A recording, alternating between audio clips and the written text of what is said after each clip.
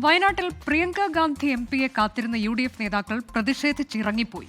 MP എത്താൻ വൈകിയതിലും സുരക്ഷയുടെ ഭാഗമായി പോലീസിൽ നിന്ന് നേരിട്ട മോശം അനുഭവമാണ് നേതാക്കളെ ചൊടിപ്പിച്ചത്. സുൽത്താൻ ബത്തേരി റെസ്റ്റ് ഹൌസിൽ ഇന്ന് ഉച്ചയോടെ നേതാക്കളെ കാണാൻ എത്തുമെന്നാണ് പ്രിയങ്ക ഗാന്ധി അറിയിച്ചിരുന്നത്. സുർജിത്ത് അയ്യപ്പത്ത് വിവരങ്ങളുമായി. സുർജിത്ത്, എന്താണ് സംഭവിച്ചത്?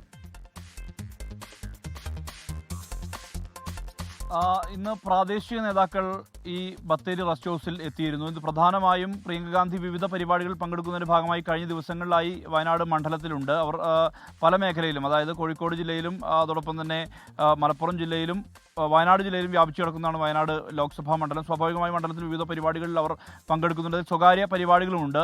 ഇന്ന് ഇഞ്ചി കർഷകരുമായ ഒരു കൂട്ടായ്മ, ഒരു യോഗം വെച്ചിരുന്നു 12 മണിയോടുകൂടി റെസ്റ്റ് ഹൗസിൽ. ഇതിൻ്റെ ഭാഗമായാണ് പ്രാദേശിക നേതാക്കൾ, UDF നേതാക്കൾ ഇതിൻ്റെ ഭാഗമായി എത്തിയിരുന്നു.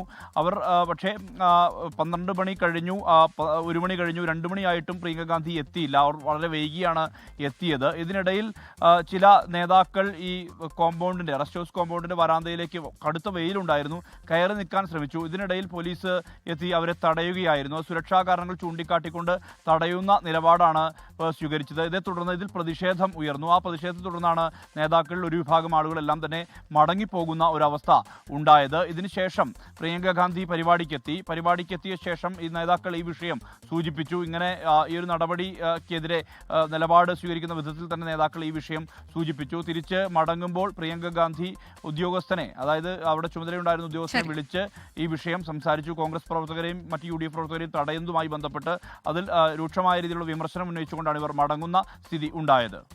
പ്രിയങ്ക ഗാന്ധിയെ ബഹിഷ്കരിച്ചത് UDF നേതാക്കളാണ് വയനാട്ടിൽ. ലോകത്തെവിടെയായാലും ഏത് സമയത്തും 24 വാർത്തകളും ഓഗ്മെന്റഡ് റിയാലിറ്റി പാക്കേജുകളും എക്സ്പ്ലെയിനറുകളും വിശദമായി കാണാൻ ഞങ്ങളുടെ YouTube ചാനൽ നിങ്ങൾക്ക് സബ്സ്ക്രൈബ് ചെയ്യാം.